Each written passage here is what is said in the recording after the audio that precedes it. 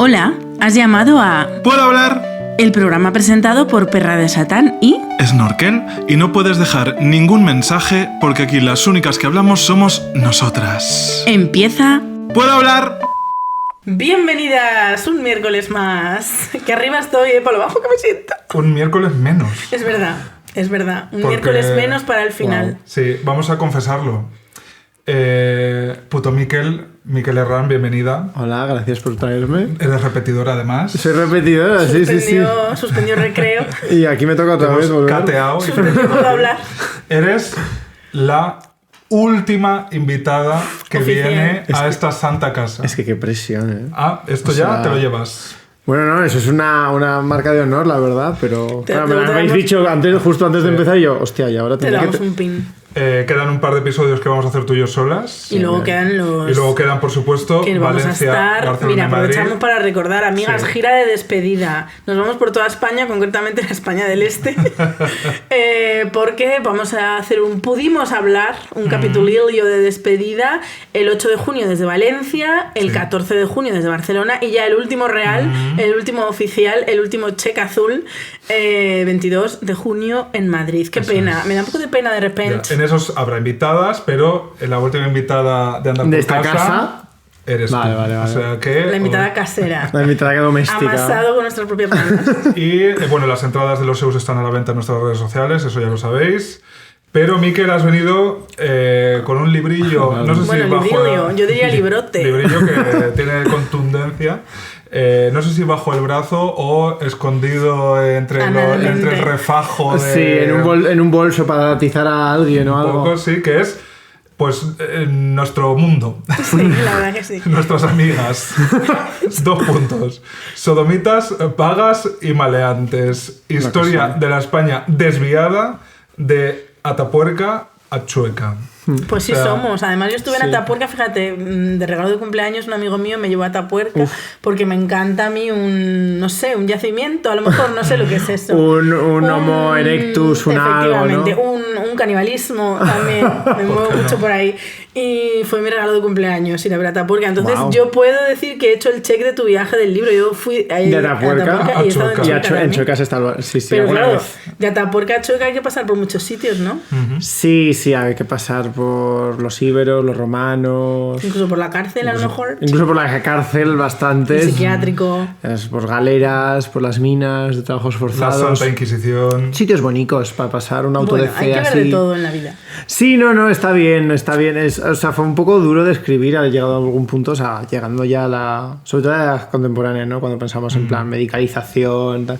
Porque una cosa es que te llamen pecador de la pradera y dices, bueno, pues ok, ¿sabes? O sea, no ok, mal que me van a la gente, etcétera, pero dices, bueno, puedo entender hay una cierta distancia, pero ya cuando nos acercamos a la medicalización, a esto de enfermos, que eso es algo que hemos oído, yo creo que todas aquí, Y lo seguimos oyendo. claro, pues ya se hace un poco más duro el escribir de ello e intentar hacer chascarrillos, porque de vez en cuando pues yo intento hacer, claro, tengo que hacer un libro que sea ameno de leer, y si me estoy queriendo rajar las venas, pues no. Never forget Aquilino Polaino, aquel experto que el PP llevó al Congreso de los Diputados durante las negociaciones antes de la aprobación del matrimonio igualitario, que vino a decir, hablo de memoria, pero básicamente que las personas del colectivo éramos pues enfermos mentales a causa del alcoholismo de nuestros padres, de cosas así muy... Guay, está bien. No hace ni 20 años. Efectivamente. Bueno, hace Sí. 20 concretamente. Sí, hace 20 se Sí, aprobó más el 20, matrimonio sí. igualitario, o sea que sí, más o menos. En el 25 ahora, ¿no? Ese fue en el 2005 la aprobación. Pues bueno, tú te has ido un poco más atrás. Reunidas. Sí, un poquito más, porque a mí la edad contemporánea me gusta, pero yo es que ya digo...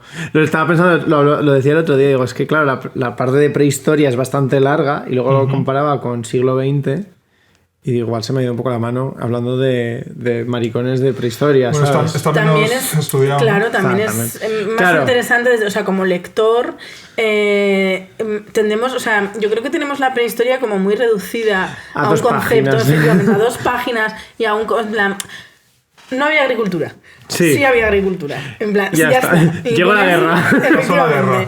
Entonces, para nosotros la prehistoria es un poco eso. Entonces, fíjate, yo tengo una amiga que también es licenciada en historia y se especializó en violencia de género durante la prehistoria. Wow.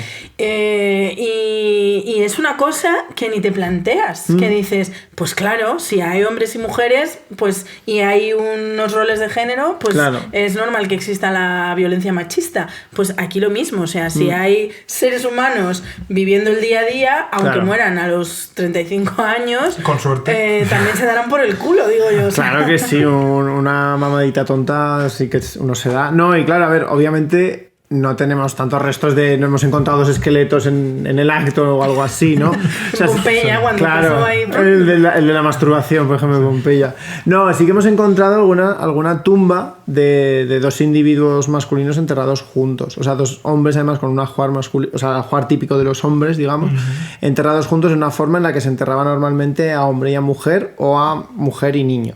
Entonces, pues se dice, bueno, pues aquí hay que hacer una lectura de, a lo mejor es un tipo de familia distinto del que estamos acostumbrados y había formas en la prehistoria, esto estamos hablando de Largar, que es hace 2500 a.C., en el que sí que había la posibilidad de que se aceptase eso, porque al final quien entierra a esas personas es el resto del grupo y se les entierra con un cierto respeto. Entonces, ¿qué estaba pasando ahí? Pues no vamos a tener una respuesta, obviamente, de 100% sabemos esto, porque tenemos las fuentes que tenemos, pero sí que tenemos que plantear la historia, ¿no? Y la lectura que está ahí, que es una lectura pues LGTB o una lectura queer, como lo queremos llamar, que si no las hacemos al final es cuando volvemos a ser de repente invisibles y de repente esto es un invento moderno y de repente hay un contagio social, que son todas excusas que se han utilizado, que esa es otra.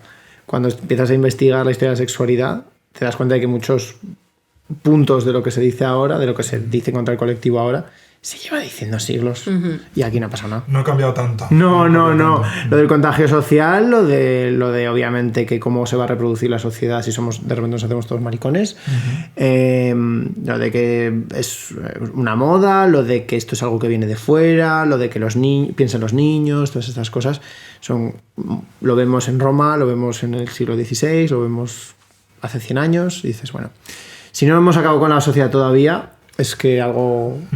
También se podría hacer a lo mejor historia de la homofobia. Sí. Pues sería una historia paralela interesante también. Hombre, es verdad que uno piensa en la prehistoria en esa primera página del libro, las dos, en la primera y cuando no había agricultura. La ilustración es, por supuesto, el hombre que viene con una presa de caza.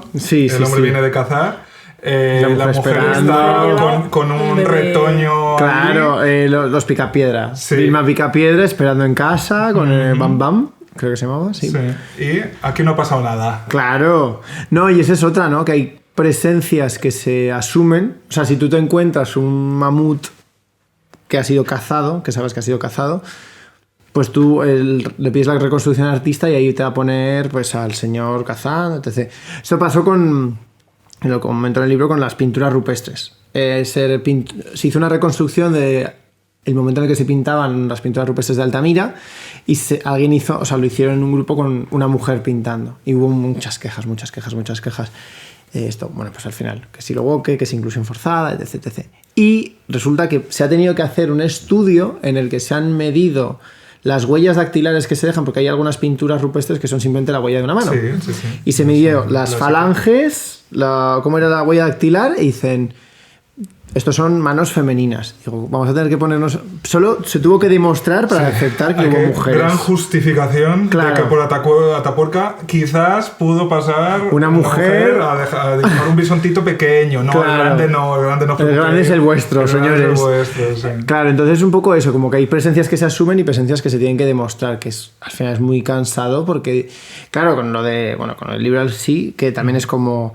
Bueno, estás metiendo ideología y es como no. O sea, de hecho, una anécdota con la portada, que yo sugerí lo de los dos señores de los tercios morreándose. Yo lo sugerí un poquito más spicy, en plan metiéndose mano y tal, pero evidentemente... Quedar un poco casto. Claro, hay que ser un poco casto. Pero yo como que dije, no, pues en plan un poco estilo arte, o sea, tipo cuadro barroco, digamos, tipo los que hace el Ferrer Dalmau que hace reconstrucciones, que son cuadros un poco pan sin sal, pero bueno. Y al parecer se lo pidieron a varios ilustradores que están especializados como en pintura de construcción histórica y tal, y algunos dijeron que no, porque no era históricamente correcto.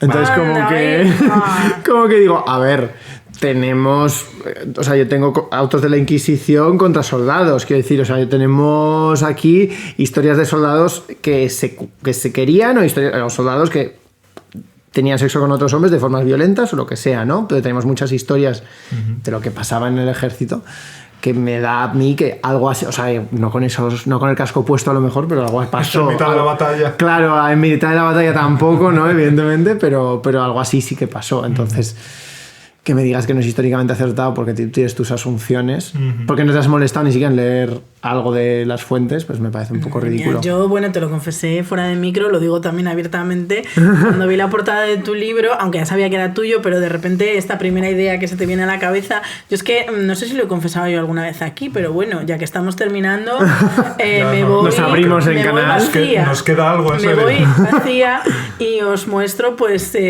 bueno, pues que yo tuve un pasado también y yo cuando era adolescente me encantaba Arturo Pérez Reverte. O sea, yo como hubo un año de mi vida, sobre todo concentrado en un verano, y influida por una profesora que de deberes de verano, que eran de estos que hacías como para subir nota, no sé qué, pues nos mandó leer una serie de libros y a mí, pues, es que no me acuerdo ni cuál, o sea, no era La Triste, era otro, pero también eran batallitas.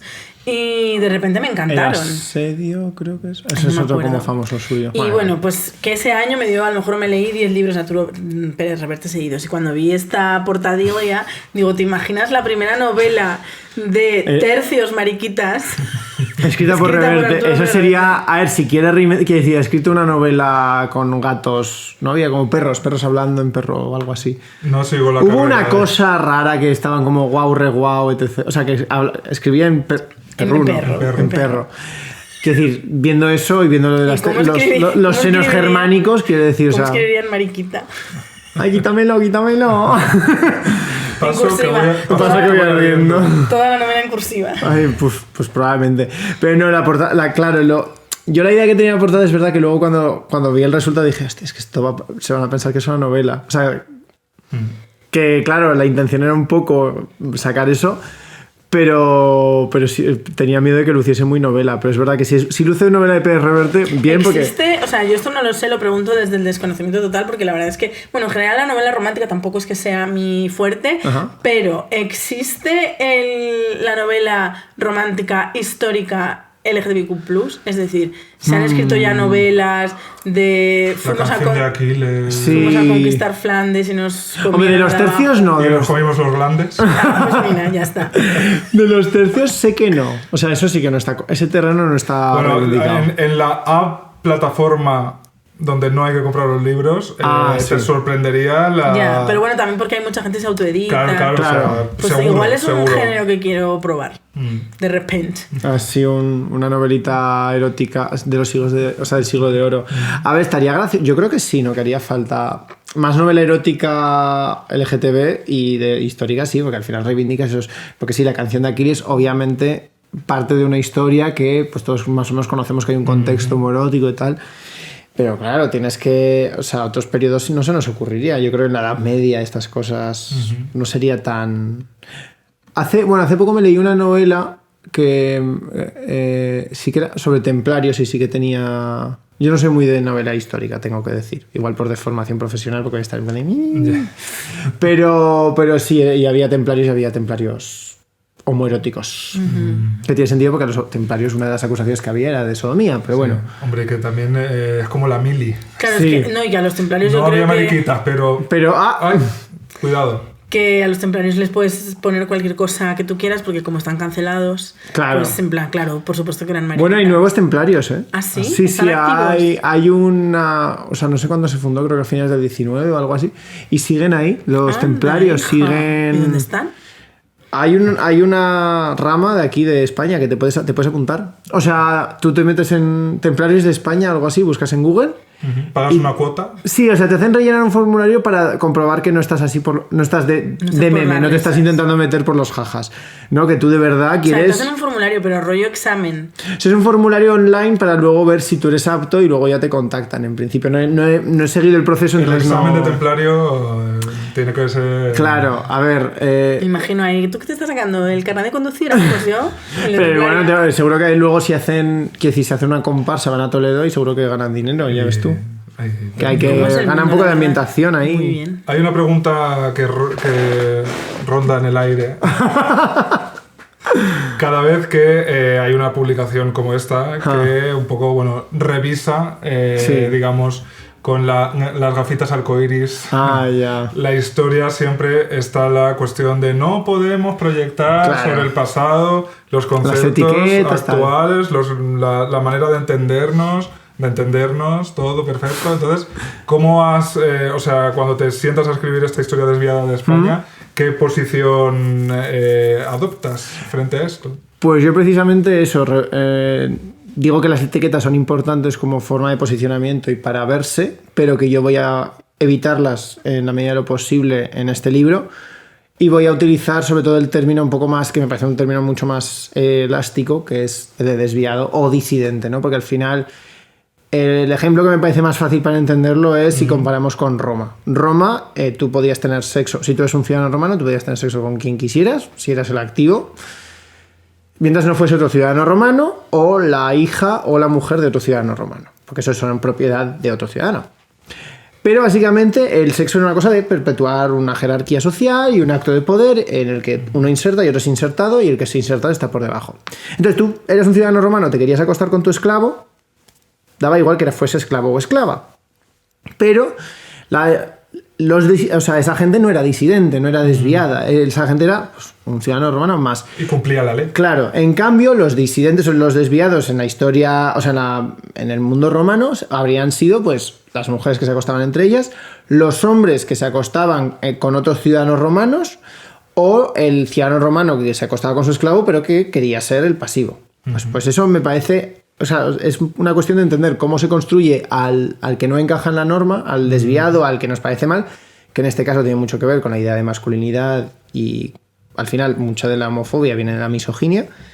Y pues precisamente colocar ahí cómo se van construyendo las piezas de lo desviado para precisamente reforzar la jerarquía, reforzar aquí unas estructuras de poder, etc.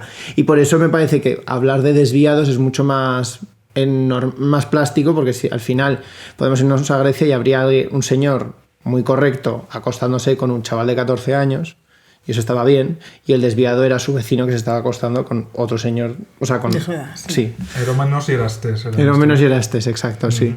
Entonces, y de hecho tenemos discursos en los que se utiliza, en plan, uno dice, creo que era Demóstenes que le acusa a Timarco, dice, es que tú te estás acostando con este otro hombre, no haces la cosa correcta como yo, tú eres un pornos, básicamente tú te estás acostando con todo el mundo, te has acostado con media Atenas, ciudadanos atenienses, y no deberías estar haciendo, y deberías estar haciendo lo que hago yo, que yo tengo este muchachito al que quiero mucho y con el que pues nos acostamos de vez en cuando, o sea, le hago yo de cositas de vez en cuando. Entonces dices, vale, pero eso obviamente desde nuestra mentalidad de hoy en día eso es precisamente es lo que no encaja, sería lo aberrante. Pero claro, estamos hablando de un mundo en el que, por eso cuando hablamos de homosexualidad en Grecia a mí me da un poco de repelús, porque estamos hablando de sexo entre dos cuerpos masculinos, no las mismas identidades. Y que homosexualidad, para empezar, es un concepto del 19. Claro. Y un concepto médico, patológico. Sí, totalmente. Entonces, y cuando se pasa a ser como una categoría de lo que se es, ¿no? Uno nace homosexual, no llega a serlo, digamos, esta se exhibe en todo, en la forma de ser, en los andares, en la forma de expresarte. El tercer sexo. Y aparte de eso, pues ahí ir con los homosexuales. Bueno, es que lo de los homosexuales del 19 también es muy gracioso, cuando empiezan a... Porque el término nace para intentar naturalizarlo. Un poco como medida de protección, sí. ¿no? No son pecadores, tal, son enfermos, son enfermitos. Claro, de que no tienen culpa suya, que no han hecho mal, han nacido con esto. Sí. Y enseguida es como... O sea, enseguida se toma ese término y es como, pues hombre, hay una enfermedad, hay que erradicarla, ¿no? Venga, vamos a castrarles químicamente o vamos a no sé. Claro, dices, joder, pues. Es que al final también lo interesante de este libro que tú has escrito y bueno, de esta historia vista con gafas arcoíris, es es precisamente los contextos históricos, ¿no? Claro. Yo como lectora que no tiene tampoco, o sea, que sí conozco la historia de España, evidentemente, pero vamos, que no he profundizado más allá de lo que sabemos un poquito todas y demás, también es muy interesante todo esto que tú estás explicando, como dependiendo de la época en la que tú estés y dependiendo de los contextos y dependiendo de las influencias, esto estaba bien, estaba mal, estaba regular, había cosas permitidas o no, pero Claro. lo que es común a toda la historia de la humanidad es el patriarcado, el machismo, la misoginia. Claro, esa es la cosa, ¿no? Que al final, bueno, lo que he dicho de Roma, al final el problema era ser un hombre de verdad y ser un hombre que no se rebaja. O sea, si en Roma estamos hablando que comer un coño era algo que te afeminaba, ¿dónde estamos? Por contacto, ¿no? Pues claro, en plan, no, te estás bajando, te estás sometiendo a una mujer y a sus deseos cuando tú tendrías que estar por encima. Y eso obviamente afecta a cómo se ha visto a las personas que no han querido encajar, tanto a las personas, digamos, que se travestían, fuesen hombres o mujeres, como a, obviamente, a las personas que, sin travestirse, pero que se apretaban mucho por las noches con otra persona con un cuerpo similar al suyo, digamos. A los hombres por bajarse, por subvertir estas jerarquías y por dejarse penetrar y no cumplir con los mandatos de la masculinidad, y a las mujeres por intentar emular algo que no son, algo que no les corresponde, que es lo que pasa ya en el siglo XVI cuando se empiezan a crear estas categorías de sodomía perfecta, sodomía imperfecta, ¿no? Que las mujeres son sodomitas imperfectas, primero por usar utensilios, porque obviamente el sexo entre mujeres no se entendía si no había penetración. Entonces tenían que estar usando un utensilio y ese utensilio estaba estaba haciendo una burla de la creación divina, etc. Claro, estamos hablando de formas de entender el sexo que tienen mucho que ver con eso, con regular también la reproducción y obviamente regular la sexualidad, en muchos casos también femenina. Lo que se entendía como femenino y lo que se entendía como masculino tenían que estar separados y tenían que tener sus espacios muy determinados. Y uno por encima del otro, obviamente. Y uno por encima del otro, claro. Tiene mucho que ver la aparición de las primeras condenas con cuando ya vemos unas diferencias sociales y una estructura familiar en la que tú tienes que tener hijos dentro de la familia para controlar, y por los mecanismos aprobados, que es para básicamente controlar la herencia. Entonces tú tienes que saber que tu hijo es tuyo, lo primero, entonces vamos a controlar a las mujeres, y lo segundo, que te centres en tener hijos, porque cuantos más hijos tengamos, mejor. O sea, esto lo vemos en los momentos en los que el Estado empieza a crecer. Si vemos a la Edad Moderna, el crecimiento del Estado va junto con la represión de la sexualidad disidente y la no normativa, ¿no? Entonces, pues aparecen también y se persigue mucho más la sodomía en la Edad Moderna que, por ejemplo, en la Edad Media, que tenemos casos en los que parece ser que sí que había una mayor...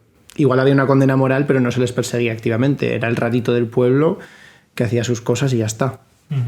Sí, es a la vez descorazonador, pero práctico, que los materiales y archivos históricos que uno tiene normalmente son las condenas, Sí.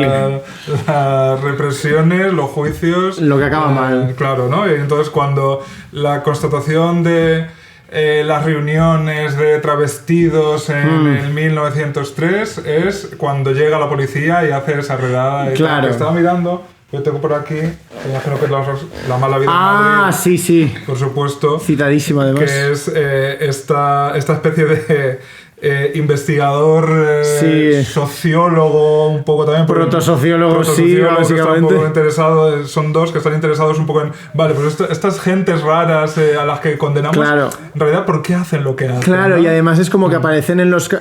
si no me equivoco... Si Esto es no de recuerdo mal- 1901, hay que decir. Sí, luego se hace la mala vida en Barcelona, y que es un poco un arrebufo de esto. Sí. Y cuando se habla de los... Ay, déjame un momento, que hay unas categorías que son súper divertidas. Sí. Creo que era en este y no en Sí. el de Barcelona.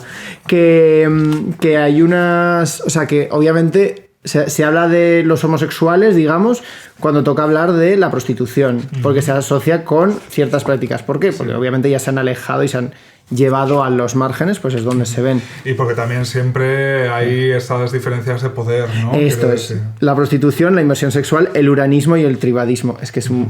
Porque luego crean unas categorías que muchas no han pervivido, obviamente. No hablamos... Si hablamos de uranismo, nadie sabe de qué hablamos. Pero... Uranismo fue durante décadas un poco la terminología que empezó a sino a generar derechos, digamos, Sí. a empezar a plantear, bueno, ¿qué hacemos con esta gente que son uranistas, son hijas de Urano? Sí. Están un poco, son una mezcla, ¿no?, de hombres y mujeres. Y claro, y luego el polisexual, pues eso, polisexual con tendencia a la inversión completa. Ah. Y los van midiendo. Deberíamos Diámetro. Se estudia. Deberíamos claro. hacer un test de la Super Pop, pero en plan, ¿qué? Bueno, o las categorías en el Grindr. Claro, pero encima les miden. Que bueno, también se nos hace mucho en el Grindr. Inversión ¿no? Te digo. completa o... En plan, bigote abundante, barba corta y poblada, cabello iris pardo oscuro, no sé qué, talla 1,63. Y luego le mide el diámetro pues del mamilar, del transverso, la cintura, el muslo, la ¿Qué es el pantorrilla. mamilar? Pues Creo que es esto. 90, 60, O sea, el pecho, básicamente. Y le mide, pues. ¿Cómo era esto la frenología, no? Pues Sí. es un poco eso aplicado a, vale, esta gente en realidad... ¿Qué les hace diferentes? Sí, o sea, ¿cómo podemos hacer como una categorización para estudiarlos Es que- como si fuera un fenómeno, ¿no? Es que es total. Paranormal. Es que. Ay, ya. Unisexual dimorfo. Que unisexual dimorfo. Es que lo comento en el libro, pero es que, claro, son cosas que dices. Me hago yo la cábala de qué estaba intentando decir y a qué se corresponde hoy. Porque polisexual creo que era.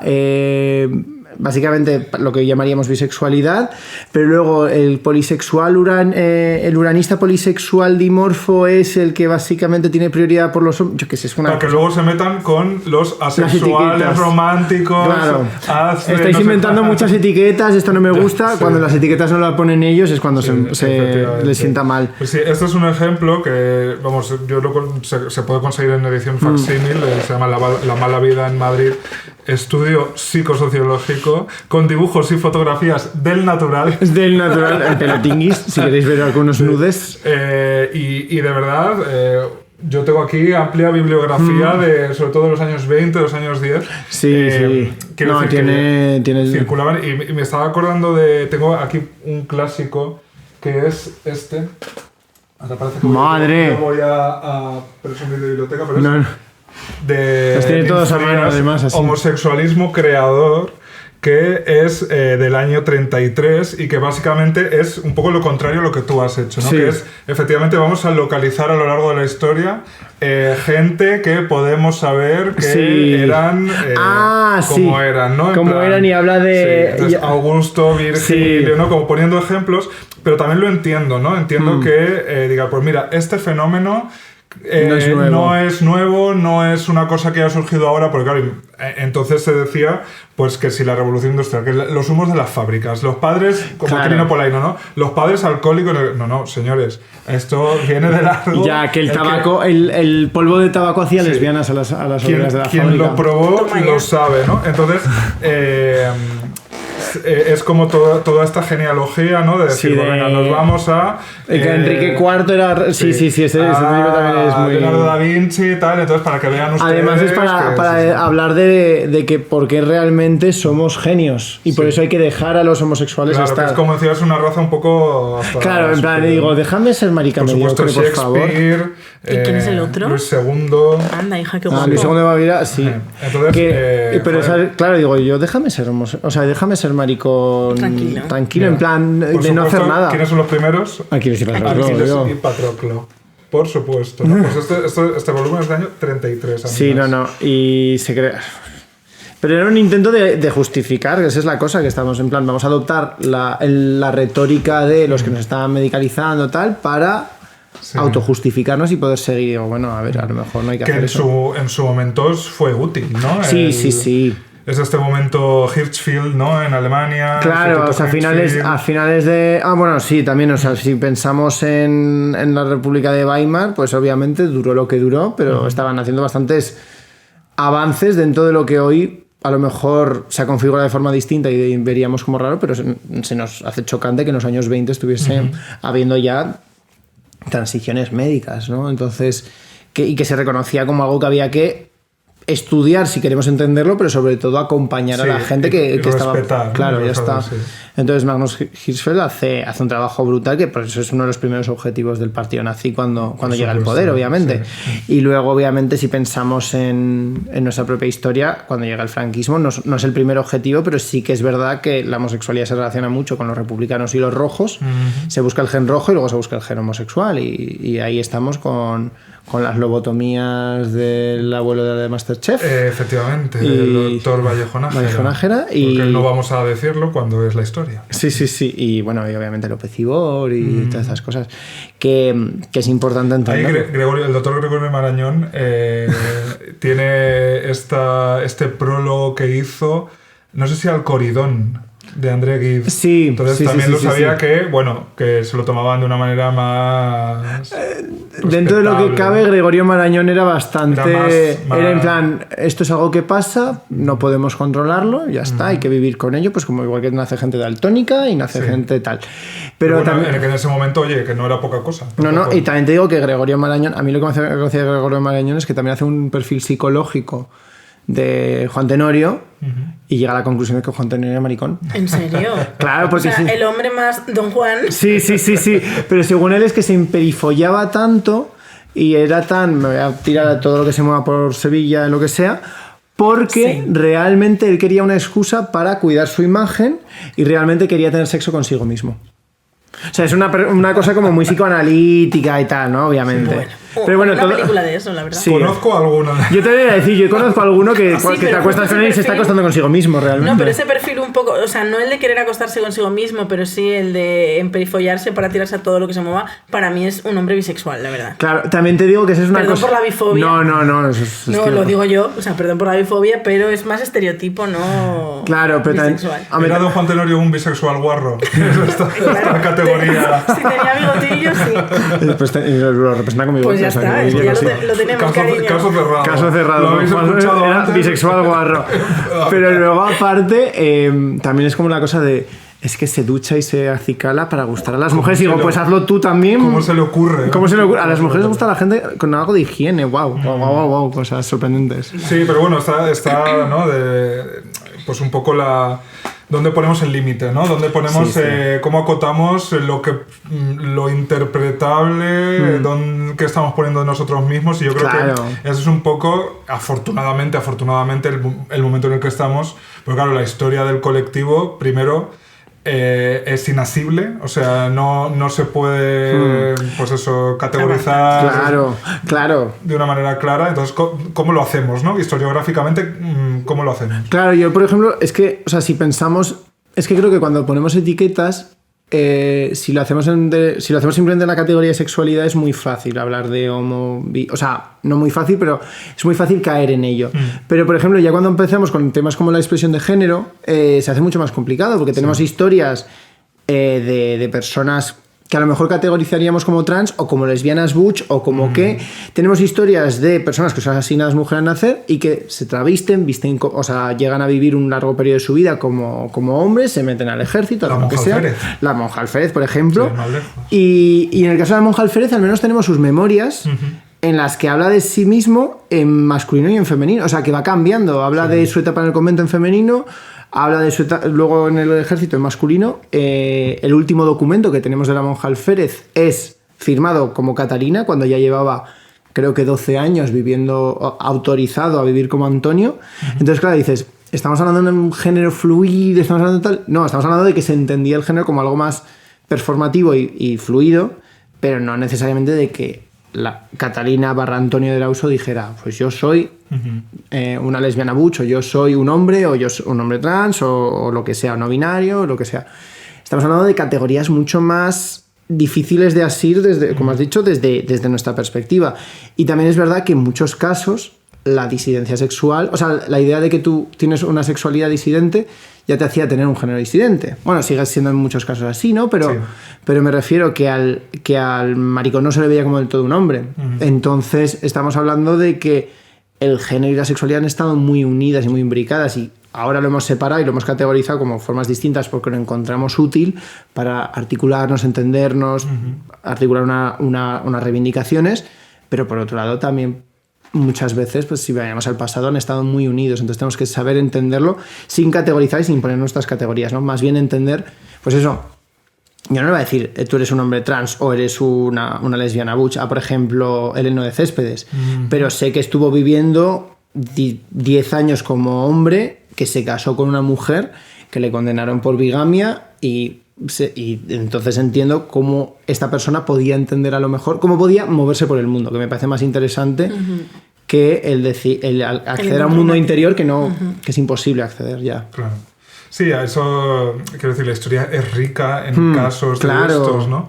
Lo cual, pues yo entiendo también la utilidad de lo que decía antes, ¿no? De levantar acta, ¿no? Creo que en ese sentido tu propuesta ya va un poco más a completar eso, ¿no? En todo caso, no se trata aquí de que, por ejemplo, pues Ramón Martínez, aquí lo tuvimos con Maricones de Antaño, yo se lo daría a todas las personas del colectivo como lectura obligatoria.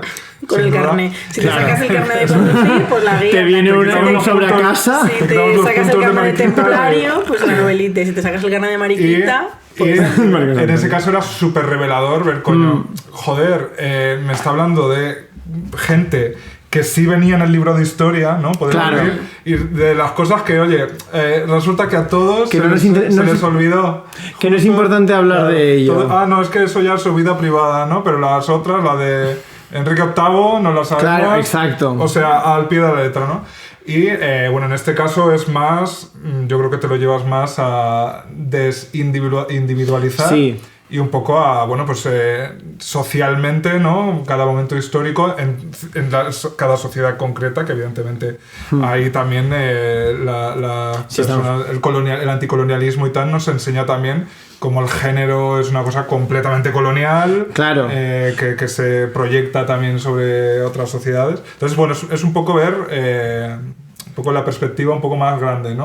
Sí, es ver la historia de la sexualidad y el género o sea, la disidencia sexual y de género en la historia que entendemos como cuando nos explican historia de España, pues que nos explican la época de la transición, pero también pues eso incluso como imbrica con otras cosas como el fenómeno colonial, ¿no? Al final si estudiamos la colonización de América y hay lo que, bueno, la arqueóloga Bárbara Bosch llama el encuentro etnosexual, que es un entendimiento de la forma de cómo se tienen que regir los cuerpos frente a otra que tiene eso que ver con cómo se empieza a vestir, o sea, los españoles llegan a, por ejemplo, a Guam y lo que hacen lo primero es quemar las casas, había unas casas que se llaman casas de solteros, que es donde los jóvenes iban y pues, básicamente estaban siendo niños y salían siendo hombres, no porque tuviesen encuentros sexuales entre ellos necesariamente, también iban las mujeres, tenían encuentros sexuales ahí, y eran como un espacio de socialización y de cambio, de educación, que ellos queman para crear escuelas jesuitas.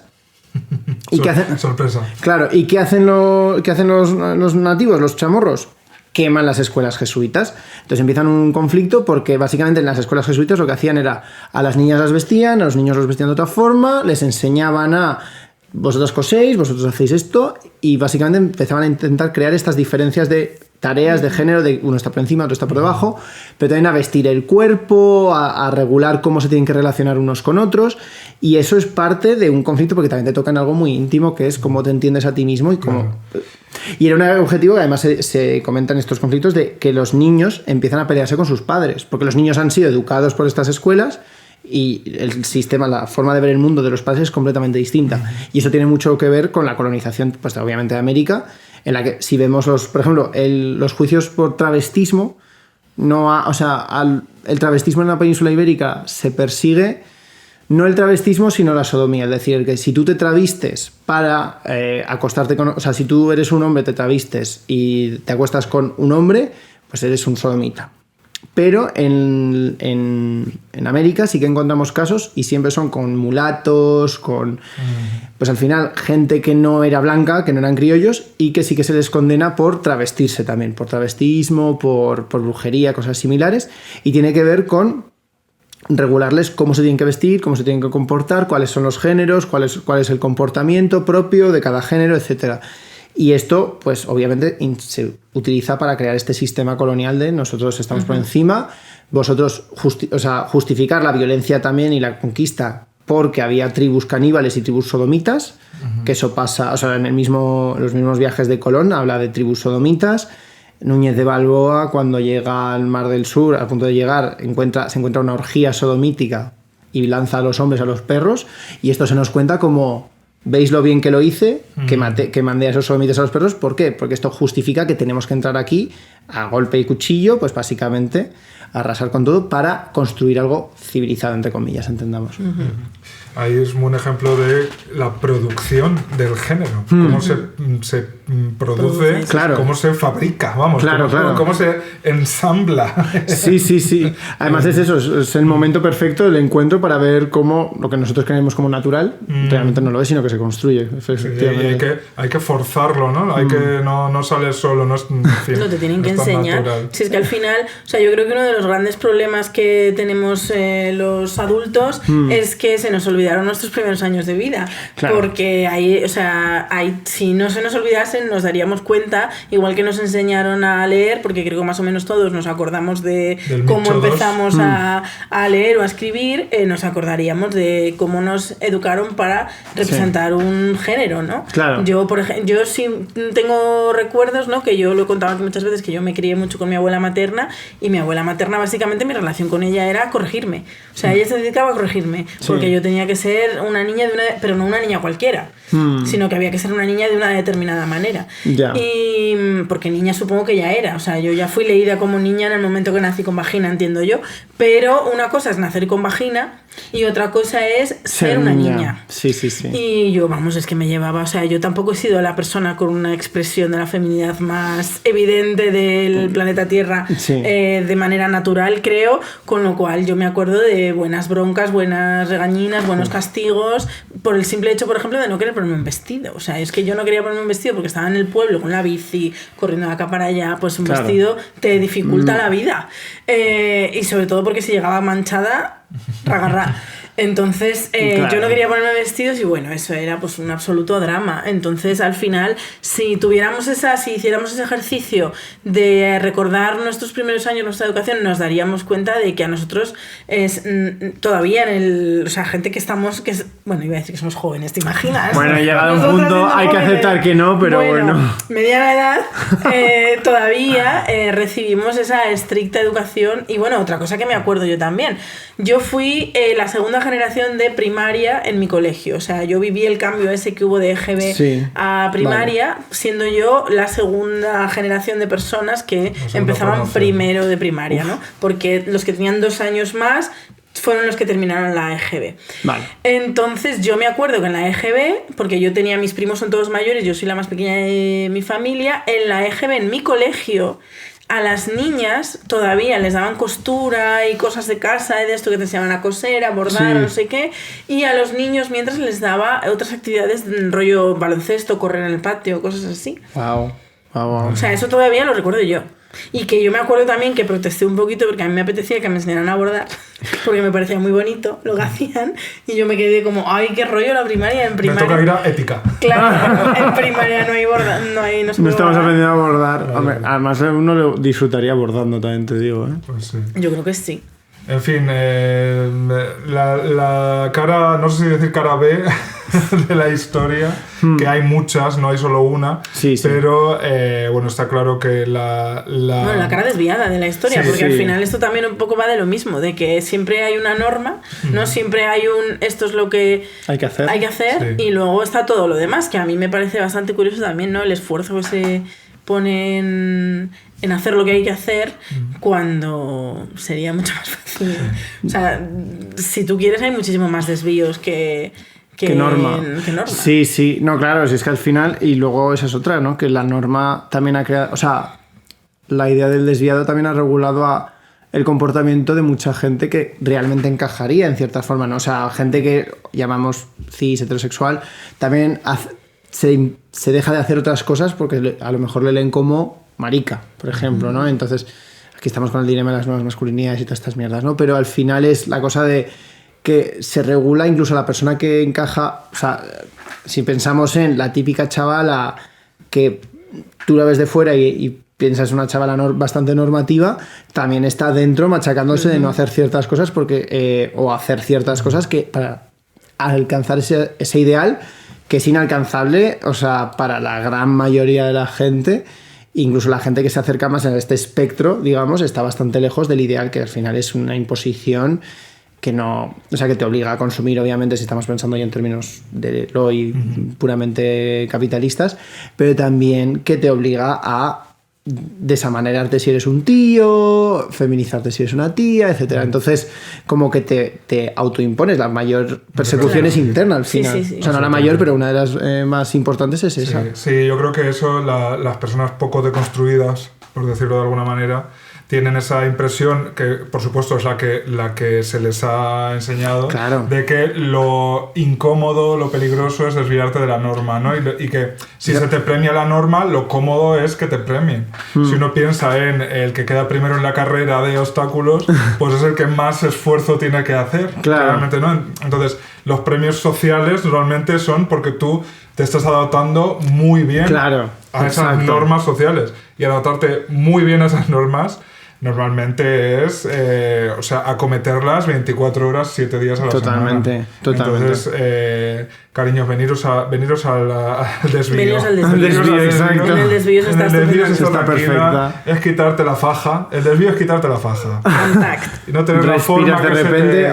Sí, ya. Entonces, por favor, veniros al desvío y veniros al cine también. ¡Hombre! Al cine. ¿Cómo no? El cine también ha estado ahí para enseñarnos cosas de la historia que no estaba tan a la mano, ¿no? Pues vamos a ver qué peliculita nos vemos esta semana en los cines Renoir, por supuesto, y como siempre, de la mano Gracias a Begoña Piña. Begoña Piña.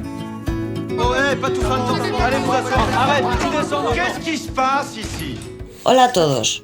Para los que estéis interesados en la educación pública, que espero que seáis muchos, ya está en los cines Los buenos profesores, la nueva película de Thomas Lilty. Después de dedicar un par de películas a la medicina, con Hipócrates y Un doctor en la campiña, ahora se centra en la educación, en concreto en la educación secundaria en Francia. Y lo hace con esta dramedia, en la que vuelve a trabajar con Vincent Lacoste y François Cluzet, a los que se suma ahora Adèle Exarchopoulos, que está estupenda. La película revela lo duro que es ser profesor en un sistema educativo que no tiene los medios suficientes, esto nos suena bastante en España, y lo hace a través de la llegada al centro escolar de un novato con 0 formación y 0 experiencia. Es una película que profundiza lo suficiente y al mismo tiempo entretiene mucho. Nos vemos en el cine. Oye, esa peliculita francesa que no puede faltar, ¿a quién no le va a gustar? Hablando de a quién no le va a gustar, ahora te comento una cosa que he sufrido pues un dolor leyendo este libro, pero bueno. Gracias. ¿A quién no le va a gustar una película francesa del siglo XXI? O del siglo XXI? Pues nada, todas a los cines Renoir a verla esta semana. Muchas gracias, Begoña Piña. Muchas gracias, Cines Renoir. ¿Qué quería yo decir? Claro, porque con este libro se aprende muchísimo. Yo he aprendido muchísimo, pero claro, también te llevas muchos desencantos. Porque como a nosotros nos han enseñado que la historia es de una manera, pues tú te pones a leer historias desviadas y...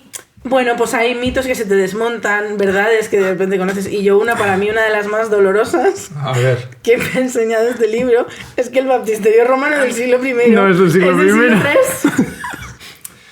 Es que no te puedes fiar de nadie. Sentimos ser nosotros quienes nos comuniquen esto, ¿no? Pero bueno, también en Canita y Josefina, oye, pues bastante. Si ellas dicen que es del siglo I, yo también lo pienso. O sea, ¿qué tiene que decirme una adaptación? ¿Qué tiene que decirme una adaptación cerámica, la verdad? Así que... Y el abuelo que iba andando con los mulos y se coló con una piedra. Es que yo pregunto, ¿qué es mejor, esa historia o la real? I choose to believe. I choose to believe, el baptisterio romano. Igual que choose to believe, porque no sé si este libro realmente responde a esa pregunta que se lleva haciendo socialmente, por lo menos en España, ¿no? Últimamente, ¿no? También a raíz de todo lo que ha desencadenado la nueva ley trans, todos los movimientos transfobos que han surgido y que han campado a sus anchas hasta límites que no nos podíamos ni imaginar. No sé si ese es el contexto en el que nace tu libro y si es como respuesta a ese argumento que parece irrebatible de cariño, contra la biología no se puede luchar, porque la biología dice que si tienes tal cromosoma eres un hombre, hagas lo que hagas, te vistas como te vistas, y eso es otro tema, ¿no? O sea, cómo socializas, con quién es tu pareja, qué ropa te pones, eso ya es otro tema, pero tú, un hombre hasta el día en que te mueras, o mujer si te tocara ¿sabes? Entonces es como que la biología parece el argumento irrefutable, sin embargo tú nos explicas en tu propio libro que al final eso tampoco es así. Claro, la biología se ha leído, o sea, bueno, la biología... Obviamente la biología ciencia nace mucho más tarde, pero digamos que los cuerpos se han leído de formas totalmente distintas a lo largo de la historia y en muchas culturas, ¿no? O sea, si nos vamos a mí me parecía muy importante, por ejemplo, imaginar otras prehistorias en base a lo que sabemos de, por ejemplo, la etnografía. Y sabemos de muchos grupos en los que hay categorías de género, pues 3, 4, incluso 7 en algunos grupos, porque entienden que hay una cosa que va más allá del el cuerpo en el que naces o que el cuerpo se observa de forma distinta y que hay hay personas que transitan y de repente se convierten en otra cosa en un momento de su vida o de forma definitiva o de forma cambiante a lo largo de su vida, ¿no? Si pensamos en, creo que es los lamane de la cultura zuni, por ejemplo, es un género que no es del todo, no es un binarismo, no es uno ni otro, tampoco es no binario porque al final está como, es más, podría acercarse al género fluido porque sí que va cambiando a lo largo de su trayectoria vital.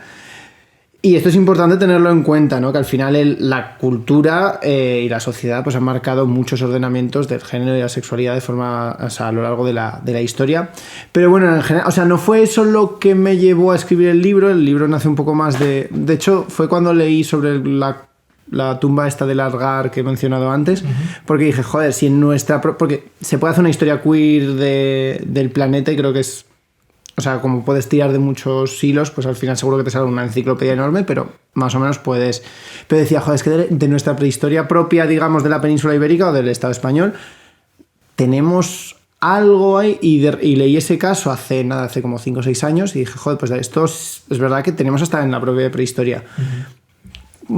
Tenemos puntos en los que podemos cuestionar y luego realmente a raíz de meterme, pues por ejemplo si pensamos en las pinturas rupestres, que ya es cuando se empieza a representar el cuerpo, también hay representaciones que no encajan en lo binario, ¿no? Entonces dices, realmente sí que hay muchas más cosas que se pueden leer con esas gafas. Yo reivindico como icono queer a la bicha de Balazote. Toma ya, se acabó. Aquí lo pues digo. Hombre, para mí... nos la acabamos de apropiar. Icono es, desde luego. Icono queer manchego. Y desde aquí recojo la reivindicación de Valor Manchego, esta asociación que también hicimos un episodio. ¿Por qué no llevamos la bicha de Balazote original al Museo de Arqueología de Albacete y traemos la copia al Museo Arqueológico Nacional? ¿Por qué tiene que estar el original en Madrid y la copia en Albacete? Pregunto. Pero bueno, googlead ahora mismo la bicha de Balazote. Es un icono que debería ir... Y decirme si no es Categories Iberian Eleganza Extravaganza. Por favor. Me espero cuando el challenge de Drag Race de la próxima temporada sea España introduzca... Yo me pido a la bicha de Balazote. A la bicha de Balazote. Por supuesto, sí. Efectivamente, ahí, claro, es que uno decimos aquí las gafas arcoíris, que parece que lo estás poniendo tú, ¿no? Sí. Yo creo que es un poco la Vamos idea a quitar las gafas grises, más bien. Claro, eso es como quítate tú las gafas del patriarcado, que las llevas, no es la gafa, la llevas incrustada en la córnea. Claro, entonces... Claro.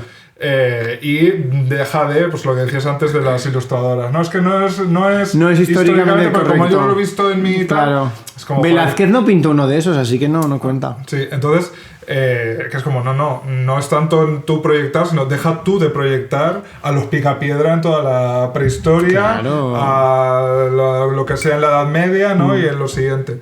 Es que al final, qué bonito sería, ¿verdad? Pero qué utópico. Sí, yo te pregunto, ¿cuál es el mayor hallazgo, los casos más sorprendentes que te has encontrado, quizás alguno que no conocieras previamente haciendo esta investigación? Pues uno que no conocía y me sabe mal porque al final yo me dedico a lo medieval, ¿no? Pero fue...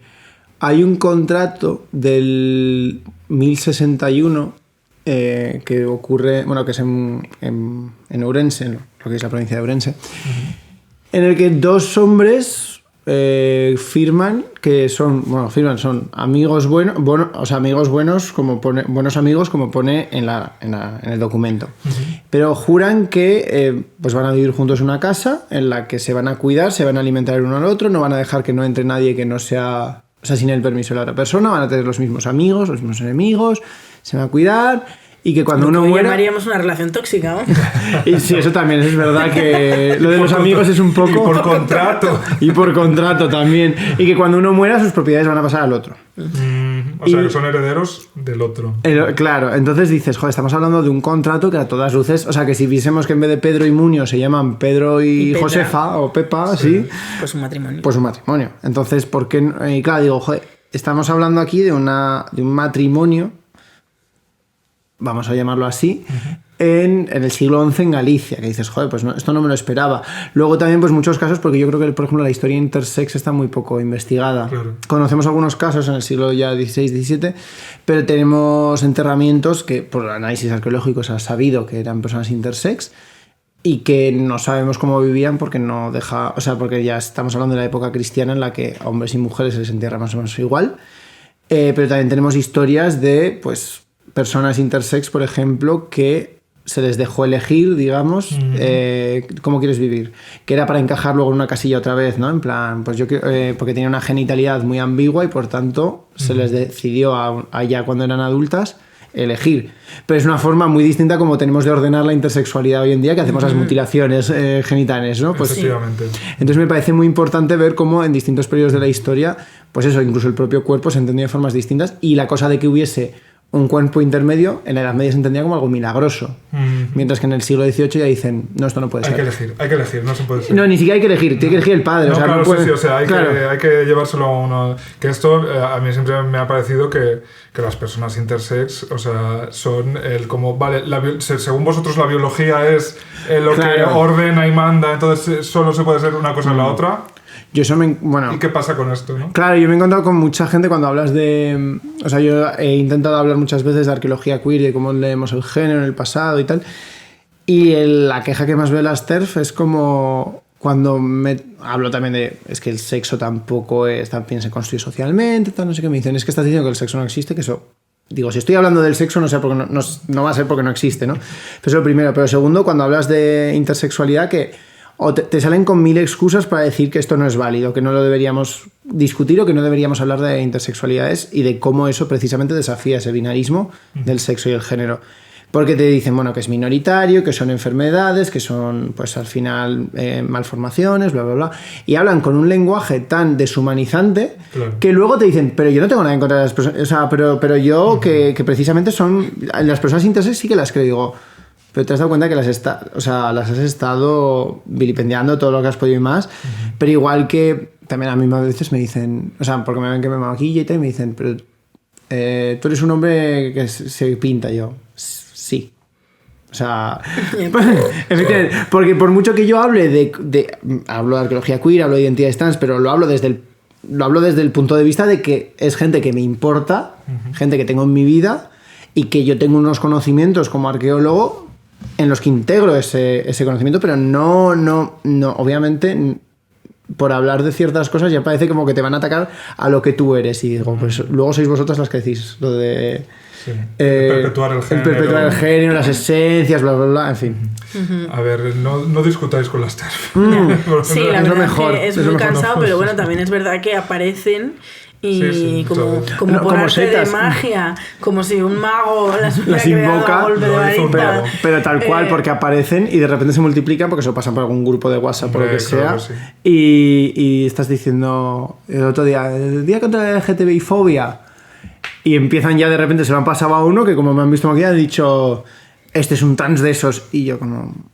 O sea, a mí no me va a afectar, más allá de que digo, menuda basura de personas. Entonces me parece ridículo. Claro, el problema es que a ti no te afecta porque tú eres una persona. Pero alguien que lo lea en mí, claro, por eso intento no meterme, no discutir, porque precisamente lo único que haces es aumentar la bola en la que se siente más poderosa. Es complejo, en el fondo todo es complejo. Pues bueno, yo antes te anuncié que quería hacer un juego. Bien. Hemos venido a divertirnos. Y entonces, claro, teniendo en cuenta que estamos aquí apoyadas sobre esta mesa, una persona no binaria, un maricón pintado, literal, y una mujer bisexual, si ahora mismo nos montamos en una nave, no del misterio, sino una nave para viajar al pasado, y por ejemplo, de repente caemos, ¿qué te digo yo? En Al-Ándalus. Vale. Por no decir la S ciudad, pues nos vamos a Al-Ándalus. La S ciudad. ¿Cómo? El A reino. El A reino. ¿Cómo seríamos tratadas allí? Nosotras tres nos vamos de excursión. Vale, nosotras tres. A ver. Y llegamos. Lo que así pasa con que, lo opuesto. Lo que pasa que, claro, viajar al pasado es como irte a yo qué sé, a Australia. Claro. Que ya que vas te tendrás que quedar un mes. Porque claro, experimentar un poco. Entonces, nosotras de repente aparecemos ahora al Al-Ándalus. Mira, te digo más. Como tú eres experta en Al-Ándalus y yo no, elige tú el año. Corrí el año 1200. No. A ver, si vamos, por ejemplo, al Califato de Córdoba, ¿no? Que es como lo más paradigmático. ¿Podríamos pedir un flamenquín? Lo primero. Claro, ¿Sí? Bueno, no, flamenquín, o sea, no, como plato no existe, que se sepa. No, pero además tiene carne. Además jamón, ¿no? No. Perdón. Bueno, pues Perdona al andaluz. Pero- salmorejito. o sea, tampoco no hay tomate. Hija, de verdad, qué compleja. Que sea ¿Qué una se tapita, comía una allí? tapita, lo que nos pongan. Una cosa de Pues almendra. muchas cosas Una de cosita berenjena, de hecho. almendra. También Pues berenjena nos y almendra, viene. muy rica, ya está. Pues, de hecho, las berenjenas se siguen tomando en Córdoba. Pues a ver, si pensamos en... Ay, pero me gusta este juego. Maricón pintado, por ejemplo, sería... si fuese esclavo, yo me estaría pasando pipa, probablemente como pasivo, pero bueno, pero sería un poco al modelo griego-romano. Si fuese una persona libre, podría tener sexo con esclavos, pero eso lo mismo, siendo activo, y podría quererme mucho con alguien, pero manteniéndolo en la etapa simp de yo te quiero, tú me quieres, pero no nos vamos a tocar, no sé qué. Eso es sin mucho problema, la verdad. Además, Pero podría ser pintado, o sea, podría ir así por la calle. o sea, de hecho el pintarse era algo más propio de lo que se llamaban invertidos, que era los Mujanazun, que básicamente se entendía como personas que nacían en un cuerpo masculino, pero que se feminizaban, y esas personas muchas veces estaban asociadas al trabajo sexual. Y también era como personas que podían ocupar espacios femeninos. O sea, si pensamos en la imagen que tenemos del harén, ¿no? Que el harén al final solo es el espacio que ocupaba a la gente más cercana a la familia, y solo las mujeres y miembros de la familia. Pues un Mujanazun podría entrar en esos espacios. De hecho, Mahoma tenía muchos invertidos en su tribu, y se hablaba de que había muchos invertidos. Y él decía que sus mujeres podían quitarse el velo, podían estar con ellos sin taparse, porque realmente no eran una amenaza. No son peligrosos. Claro, no eran peligrosos. Y luego las mujeres bisexuales, pues al final tenemos... O sea, porque al final yo creo que el no binarismo entraría un poco en eso, en esa inversión, el Mujanazun... Yo me voy al harén directamente. A criticar. Además, ahí se intercambiaba mucha información, Hombre. o sea que es importante. Y luego una mujer bisexual realmente es gracioso porque los amores entre mujeres... O sea, conocemos a Walada, que se supone que... O sea, tuvo amoríos con hombres y también con mujeres, entonces podíamos entenderla dentro de esa etiqueta. Y cuando una mujer realmente tenía... O sea, tenemos historias de hombres que estaban casados y sus mujeres tenían sexo con otras mujeres y no les parecía mal porque... O sea, que dependería de si mi marido me deja o no. No, depende... Sí, o sea, si estás casada, sí, claro. Lo que pasa es que muchos maridos era como... Bueno, así se entendía que las mujeres tenían más impulso sexual y eso le libraba al marido de las obligaciones sexuales. Entonces decía, bueno, si está con esa mujer, con esa otra, Que se no va a entretenga. tener hijos, así que no va a pasar nada. Y mira que se entretengan. Pues que se nada, pues entretenga. te entretengo. Yo bordando con la amiga. La amiga. Y entre bordada y bordada. Claro. Muy buenas amigas. Sí, claro. Bueno, pues bien, está bien saberlo. Sí, sí. ¿Tú quieres que viajemos a alguna otra época Vamos histórica que tengas tu curiosidad? si quieres, a la Grecia clásica, que es como el paradigma. Uf. Porque a lo mejor ahí la respuesta es un poco más. Claro, yo me tendría que acostar con un chavalín Ujú. o ser un esclavo o ser un extranjero y entonces dejar que se acostasen conmigo. Lo de pintarse no se veía bien. De hecho, tenemos testimonios de hombres que se acicalaban y se les veía como, pues eso, algo que no encajaba con el canon de masculinidad y por tanto, pues se estaba afeminando, se estaba rebajando y no era alguien honorable. Ujú. Y si estamos pensando en expresiones de género, digamos que iban por entre medias, lo que sea, pasaba un poco parecido, ¿no? Hay una, creo que era Timarco, o sea, Demóstenes contra Timarco, que dice: si le quitas la ropa y pones la toga ahí, no sabrías si es de hombre o de mujer. Y él, efectivamente. Y es precisamente porque se veía como algo pues eso, desviado al final, ¿no? Y las mujeres, claro, aquí estamos otra vez en una época en la que estamos hablando de... Bueno, Safo de Lesbos, por ejemplo, tenemos el ejemplo paradigmático. Sí. Pero realmente, si nos acercamos más a la Grecia clásica, es lo que ha pasado muchas veces con las mujeres, que como estaban obligadas a casarse, las relaciones tenían que ser entre hombre y mujer y muchas veces pues es el problema de la heterosexualidad obligatoria, ¿no? Que al final una mujer no podía explorar su deseo fuera del cauce matrimonial, mientras que en el caso de los hombres sí que, o sea, tú podías tener una noche tonta con una trabajadora sexual o con un trabajador sexual y no pasaba nada, mientras que con las mujeres sí que había esta cosa de cómo vas a hacer algo fuera Pero en la del antigua matrimonio. Grecia no teníamos alguna vía de escape las mujeres, rollo, pues me hago sacerdotisa de Delfos. Hay cosas curiosas porque al final sí que hay sacerdocios que llevaban, no tanto en la Grecia clásica, estamos pensando más en Roma, sí que había sacerdocios que eran exclusivamente femeninos y que además se caracterizaban por mantener la virginidad, o sea, como que había una pureza sexual y siendo que el sexo se entendía como la penetración, realmente ahí no habría una traba a, que es lo que pasa en los conventos al principio, ¿no? San Agustín escribe diciendo a su hermana, Santa Mónica, ten cuidado que las monjas de tu convento, o sea, que sí que estamos diciendo que hay que practicar el amor, pero el amor fraternal, pero el amor espiritual.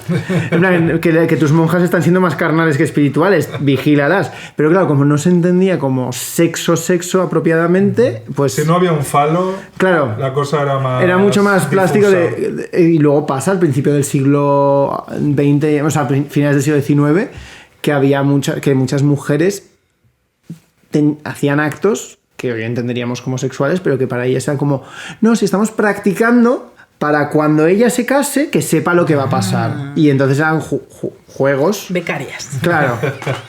Estás en el espejo, ¿no? El típico de... Sí. Claro. Ahí, Muy creo interesante. que lo importante de todo esto es como reconocer que muchas veces parece, sobre todo desde el mal llamado Occidente, ¿no? Sí. Y que parece que la historia siempre es como una curva ascendente hacia mejor, el fin de la historia, ¿no? Entonces, como es incluso algo que parece tan moderno, ¿no? Tan contemporáneo como los derechos LGTBI, pues aquí decíamos, un contrato del siglo XI en Ourense, ¿no? O sea, que esto quiere decir que tiene forma jurídica, o sea, ¿no? Sí. O sea, que las concepciones sociales, el bienestar de las personas que hacían según qué cosas, no es una línea ni mucho menos hay ni ascendente, altibajos. ni continua, ni tiene sus intermitencias también, ¿no? Claro. Entonces creo que es una gran lección que podemos sacar, sobre todo también para ganar profundidad a la hora de leer los tiempos que nos están tocando, en los que yo estoy convencido de que hay mucha gente que piensa, pues hombre, que el holocausto no puede volver a ocurrir. Te vas a una franja de Gaza y qué diferencia Claro, es que hay. también Claro. eso, al final el error de base también es un poco cómo se nos explica la historia o cómo nos contamos nuestra propia historia.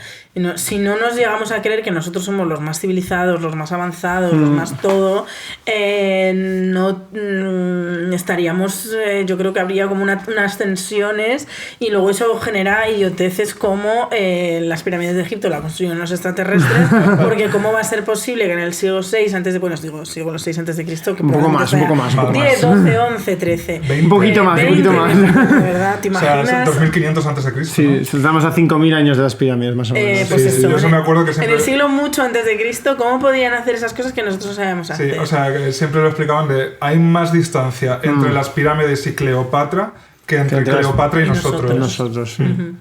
Pues sí, que ahí, o sea, que la historia no es la que nos cuentan. No es la que es la que nos cuentan.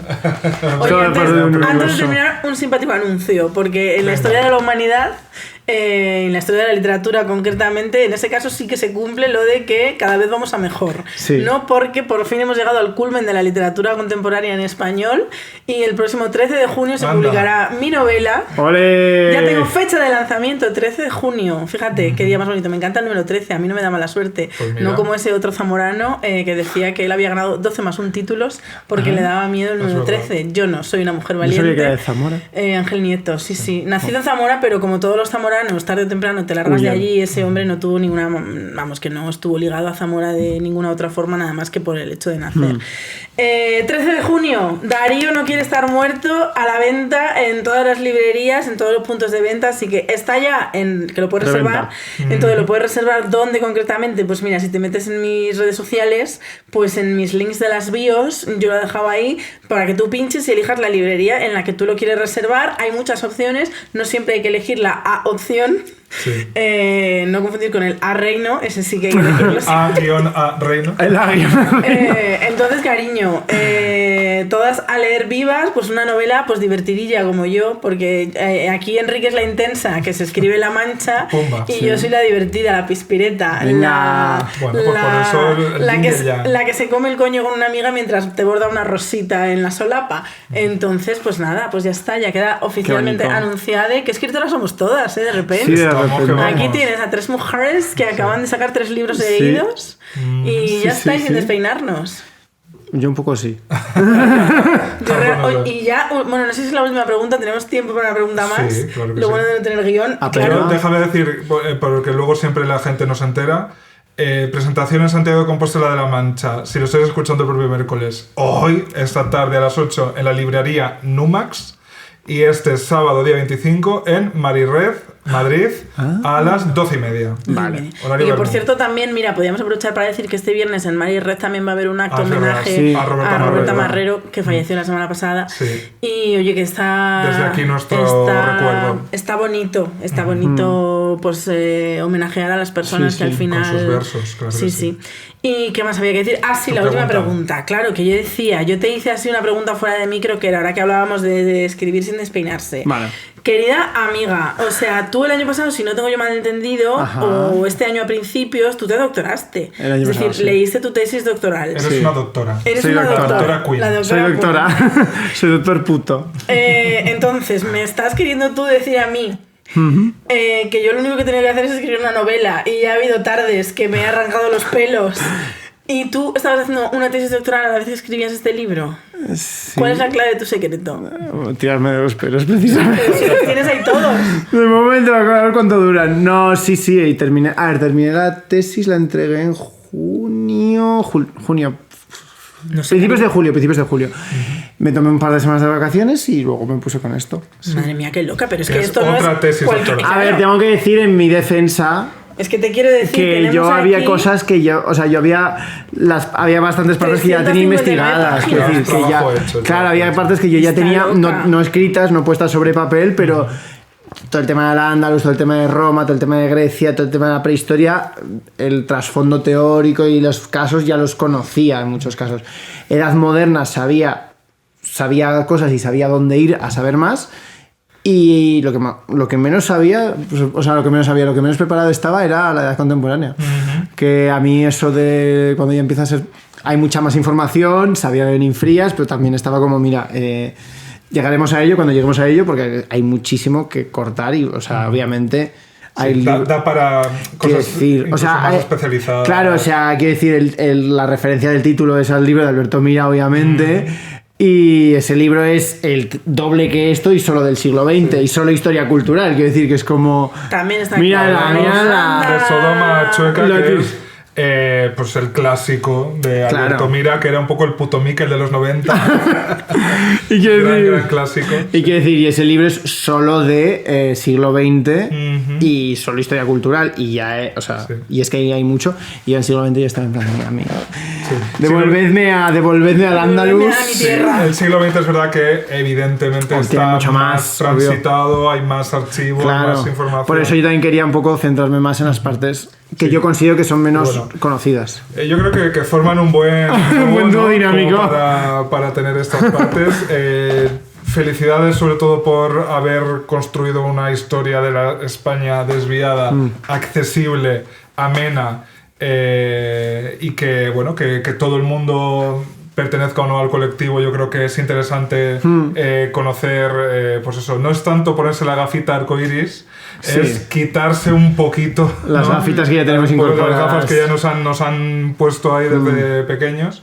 Y en ese sentido yo creo que todos nuestros esfuerzos colectivos están bien y es valioso, es valioso. Muchas Así gracias. que sodomitas, vagas y maleantes, historia de la España desviada de Atapuerca a Chueca, ya está disponible en todas las L palabra. L palabra. En todas las L lugares. Y kao-fi.com/puedo hablar. Anda, hija, que ya Que nosotras, los con últimos sabor, coffees, los con últimos sabor ya, coffees. el último de venga, me tomo otro ya para casa. No os quedéis ese eurillo en el bolsillo. Y como decíamos antes, 8 de junio Valencia, 14 de junio Barcelona, 22 de junio Madrid. campana y se Despedida acabó. y cierre, cariño. Efectivamente, Se acabó lo que apoteosis. se daba, a tomar por el culo. Gracias, Miquel. Gracias a vosotras. Y hasta la semana que viene, amigas. Chao.